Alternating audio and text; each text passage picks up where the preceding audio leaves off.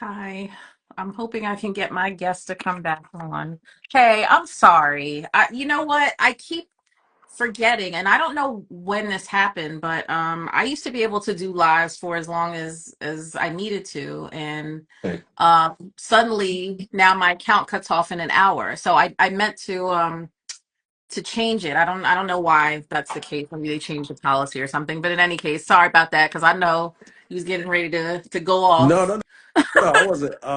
No, about I, about survivalism. yeah, I think I was going to make this Sorry point. about that. No, I was Yeah. just going to make this point.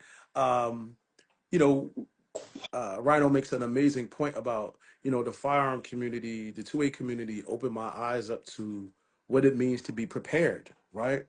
To be prepared not just for you but for your family. What about food? What about water? What about different layers of protection of your home, right? Because you don't want the firearm to be your first wave of defense. You want to create other deterrents around your home and your community. But just preparation in general includes firearms. It is not the firearms ownership is not the first thing. It is inclusive of a myriad and a number of things. And I think that's the benefit of a group of people like the folks that at Straps and the folks that we connect with is that we have those type of discussions in a safe space. We are not a gang. We are not a cult. We are not a militia. We're not the Tiki Torch Boys. We a bunch of family guys. We not running around trying to overthrow the government. Listen, I got a regular job and I'm scared to go to jail like everybody else.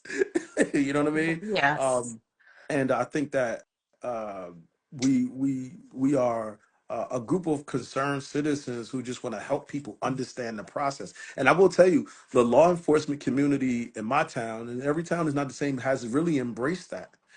And so we work with law enforcement, we work with um, the state police and other agencies to just do the right thing. We work with firearm shops to increase the number of people who are black and brown or diverse. We work with those organizations and institutions to create safer spaces. Ryan will tell you, when we started going to the spot where we shoot at, there wasn't a lot of many black faces, and so we band together out of necessity. And I told him, I never felt anything racial at Gun for Hire. I never felt like I was out of place. I never felt anything like that. I just didn't see a lot of folks who look like me. And once I saw some folks come through the door, I was like, hey, hey, come over here. You come over here. And then, that was a few years. That's going on 5 years now. You know what I mean? And so that makes sense for us.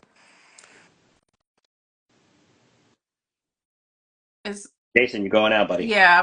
Um, I was trying to uh, figure out if that was something on Ty, our end. Ty just called me. So text him from your other number. um. Yeah, I mean, I think that you both make very good points, and like I had said early on, I am wanting to be more open to to different perspectives and conversations. I mean, obviously I have my personal feelings and opinions, and by the way, and I think you were on when I said it, I do have a firearm ID. I just need to make my purchase when I decide what's appropriate for me. And I got it. I got it. And I'll come to the Straps Gun Club for my firearm training when I do. Listen, we would love to have you. You know what I'm saying? Rhino will definitely welcome you with open arms and make sure you shoot straight. I don't We'll beat me take up you now. from beginning to end. I have been to a few gun ranges, a couple Yeah. in my time. Once was just for the hell of it to see what it would be like, and I got burned by a shell casing. Yeah, you can't be wearing your spaghetti straps to the daggone. I didn't No know. Listen, V-necks, no exposed skin. You No gotta know. I, exposed I skins, was I like was in Jesus. Vegas and it was like 100 and some degrees. Okay, Were you? I didn't know. Oh, I okay, didn't know. okay, okay. But Listen, but but I know now. I know. So I learned my lesson the hard way. well, I just that was we just got a call from one of our brothers, Ty. He's a firearm owner and pivotal to the collective of the group as well. I think he said he'll hop on. He's going to come in the comments in a little while. But any questions that you have, Yeah. Rhino, you want to talk about some of your training that you do, how people can connect with you if that's what you're into, whatever you want, how you want to do it. So I go from beginning on, how to hold a gun, what is a firearm, what's the proper approach at picking up the gun, everything from the absolute ABCs to actual close quarter combat, urban combat, um, things, hunting. I've done the gambit, and one of the things I think that is extremely important is that we become proficient with the basics of firearms, right? Feeling comfortable with carrying. A lot of people, once they get their firearms and they get their permit to carry, they feel a little bit uncomfortable. But there's so many things that I could show you to make you feel extremely comfortable. And like Jason said earlier, I can't even imagine stepping out of my house without my firearm. That's not a thing, right? And we'll work toward getting you to that point. But first, it's the sound of the bang. You're inside of the range, and it's right. Yes, yes. I was like, Or a well, Rhino, or what the hell is he shooting down there? yeah. Jesus. That, No, yes, right. I had the earmuffs, headphone, whatever they call them Yes. to protect. Yeah. Yeah, but yes, it was loud as hell. I was like, oh my God. Like Yeah. That before first I put loud them bang at the on. at the end of the range, you're like, what the hell is he shooting? you know, and, He's got a and these cannon down things there. and these things are important because you have to get over. That's a natural reflex. That's a natural anatomical. We are naturally prone to jump and become extremely aware when we hear loud noises. That's the way we survived in the wild and throughout anthropology, human anthropology. So we'll talk about and we'll get to a point where you get past that because I hope no one ever gets into a gunfight. They're not nice. It is not pleasant to be shot. Just, so at the end of the day, what we want to do is we want to make sure that we can handle ourselves under pressure, right? If you hear the loud noise, right, you don't want to just flinch and drop a gun because somebody could be shooting at you. Or you may not even have a gun on you. The bottom line is if you hear a loud noise, you want to be able to duck and assess the environment and move away from, that loud noise. So we go over things like that. We go over the mechanics of your body. Everyone's mechanics are not the same. Everybody doesn't have the same hand size. Everyone doesn't have the same hand strength, same geometry on, from wrist to your thumb. Like there are some of these things, they really do matter because if you get a gun that you don't like, you're not going to carry it. Jason said, yeah, I got a huge gun and I could just walk around with it, but nah, I just wear the little guy because the little guy is comfortable, shoots the same bullets, and it's the truth, right? It So works. and it works. It's effective, right? So we want to find out where we're effective. Are you effective at 10 yards, shooting at distances of 10 yards? We'll talk about things like if you need to shoot really up close within 3 feet, what happens if someone has a knife? There are a gambit of things that we should be aware of when we go into the firearm world. And again, my philosophy is very straightforward. It's irresponsible for you not to have a firearm and not to be able to use it and not to find people who can help you transition from, oh my God, I'm so scared, and boom, oh my God, to, okay, I hear, I'm comfortable with my firearm. I know where it is. I know how to defend myself. I position I know how my house is laid out, so I know how to defend it. I know where the bulletproof walls are, right? Yeah, there you go, tourniquet and all that good stuff. I know where the bulletproof walls are in my house, and I know what's not bulletproof. I know, where to be if gunfire erupts, or I know how to handle myself if there is a home invasion. These are real things. Yeah. I live in a very, very safe town, and we don't have a lot of high crime, but there are the number of burglaries and home invasions have gone up, right? So we need to have preparation. Right. we're hoping that this never happens. Don't get me wrong. I have a ton of family who's like, "Oh my God, you crazy? Why you got so many guns? And, why you got all this food and you got all this water?" And I say, listen, if nothing happens, you guys can label me as cuckoo crazy, and that's fine. But please understand this. If you don't come to the range with me, if we're not sitting around talking about survival in the event of things happening and having at least 2 to 6 months of medication if you need it, don't come to my house when Well, it I goes was down. going to say they're just going to come to your house when it goes down. I'm No, not they even can't giving come. warning shots. It's not gonna happen. So, we need to be in that level. And guess what? Anything happens, I get, there's some social calamity. Jason calls me and says, Kent, I got me, my wife, my kids. I'm on my way to your house because my Wait, what We happened? can't hear you. You You can't. can't. Yeah. is that better? Yeah, that's You better. did you get Okay. a call or something? I Yeah, said, we yeah, couldn't if hear you. Jason gives me a call and he's got his kids in the car because there's some social calamity happening, he says, Kent, Rhino, I'm coming to your house. I got my kids, I got my wife. I say, Jason, come on over. I got water, food, whatever we need for you and the kids. Because I know that he could be at the back door, I could be at the front door, and we're fine. Right? So we want to get a community of people who are like minded. Because the worst thing you can do is something like that happens and you put a firearm in somebody's hand who has Yes. never shot a firearm, who is untrained, who has no clue what They, to do. they can shoot themselves or They're shoot going you. to shoot one of the Think kids, of it, yeah. something Yeah, Yeah. crazy, we don't want that. right? No, Yeah. we definitely do not want that. So I say that we need to take the time out to get acquainted with firearms. For some of us it's a hobby, for others of us it's a utility. Like I said, my kids believe that firearms are forks and knives. They're just like, if we need to use it, we know how to use it. Like my daughters can shoot like you wouldn't even believe. They shoot like championship shooters. But they're just like, do we have to go today? Okay, fine. You know, and that's where we need to be, right? At a minimum. So in order for you guys to get some training, you can get in touch with Jason. Jason will start scheduling things. I'd be happy to train our folk. I love our folk. I do believe that we are so far behind socially in things that we need to be ahead of. Like, for instance, economics, right? We need to push ourselves forward in economics and education and a level of awareness on politics and how things actually work, not just, all of the hoopla, right?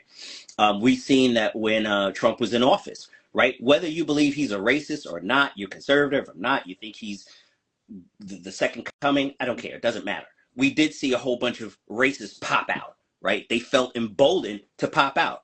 Now, again, he could be for black people, he could be against black people. I really don't care. My point here is that we need to be ready for whatever, whenever, whoever. We've seen them get really emboldened, just like the incident you talked about with the city, Hmm. right? The Nazis were there. These black men stepped up. Right. You know, Well, and Where were you? I love that they stepped up in a way again to show like we're not here to you know to we agitate. We're here to let you know that you're not coming in here and harassing us and displacing us and like this is our community. Right. We live here. We're not bothering nobody. Don't start none. It won't be none. And But we ready. the reality is too is that most instances and situations are not like that. For the average person who is interested in firearms, it is really a personal choice to protect your home in the instances that Rhino talked about. However, training and the exposure and aware uh, increases and heightens your sensitivity and awareness so that you understand how to rise to the occasion and assess any potential threats right before they happen, right? And it may never happen. There are some police officers who's never drawn their weapons outside of its holster, right? And then to Rhino's point, I hope that I never have to use my firearm. My son who's in and out of here, um, we call it a tool. And I call it a tool because it's a tool, not a toy.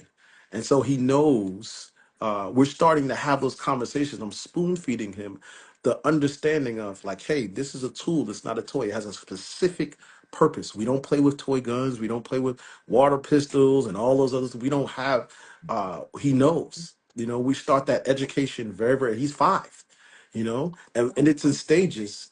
He's 6 and it goes in stages to their understanding. And I think that, if there's a message that I want to leave with the folks that are viewing, is that whether you decide to own a firearm or not, get trained or get connected, get trained, get educated, and just prepare yourself not just for that home invasion, but what if there's a breakdown in systems, breakdown in processes, right? What if you go to your tap and the water don't turn on?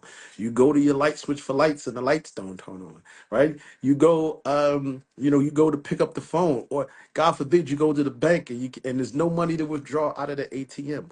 What is your response? What does it look like? What are the resources that you have at your disposal, and just prepare for those. And you don't have to go out and spend a ton of money in one day, but incrementally over time start to think long term. And I think that's what Straps is really about, helping people understand, not just to think in front of them, see the forest before the trees. Okay. And Rhino, is there anything that you would like to leave the viewers with before I wrap up? Yeah, if you could, those of you who are interested, um, whether you're into firearms as a beginner, novice, or even an expert, I do recommend that you guys get in touch with Straps. Get in touch with Jason, because again, it's a community, right? We have kind of strayed away from what the community is, and a lot of misconceptions about those horrible boogeyman misconceptions about the 2A community. You'll find a lot of them are demystified, if with the right information and the right knowledge. So I do recommend that you guys do, reach out, get in touch with Jason. um, let's just have a whole nother power session. If you guys have family members, maybe you can organize another live and say, hey, we were on the live and these guys were talking about this stuff and it made sense. Fine. Organize, get together, stay together, become a tight community where we can teach each other things, whether it be, the law, or whether it be how to de-escalate, or whether it be how to, be in a survival mode if you have to, for a week or two. It's a good thing to build a community. So Well, I that's what. thank you. I thank you both. I mean, you were my surprise guest. Now, Jason did say he was, going to try to get one of the folks on who trained. So I'm happy that you were available to Well, supplement. this is the guy I was talking about. Oh, He was caught okay. up yesterday. I'm blowing his phone up like, where the heck are you, brother? Where the heck are you? Well, I do appreciate you, coming in clutch at the end, and reinforcing the importance of a gun ownership in legal and safe and responsible gun ownership, in the community, particularly you know, Yeah, for us, right? Stay ready, so you ain't got to get ready. That's what I'm taking from this conversation. yeah. So. So thank you both for joining me. And once again, follow Straps Gun Club on IG. I don't know if they can find you guys anywhere else. If Yep, so. this Traps Gun Club. And if you have any questions, we'll share all of the information that you need, get you connected to a credible training resource, a la Rhino. If you're not in the New York metropolitan area, there's a lot of resources that we can share with you as well. And so I appreciate your time. Thank you, Becky Brown Girl. Thanks to my man Rhino Thank for coming you. through as always. Thank you, gentlemen. And so with that, I'm going to say adios to you two. And um, that's okay. I'm gonna sign you off. Um, so I appreciate y'all joining. I do have to reset my account so that it doesn't cut off like that. I apologize for anyone who was on before and got cut off so abruptly. But in any event, thank y'all for joining. I'm going to be doing a whole wellness series starting next week, health and wellness, and it's going to be about the fountain of youth. Also, I'm going to be transitioning over to YouTube to do the live. So if y'all could follow me over there, I would really appreciate it. But I may need to remind you. And I thank you again for your time and for watching. And I'll see y'all next Wednesday. Peace to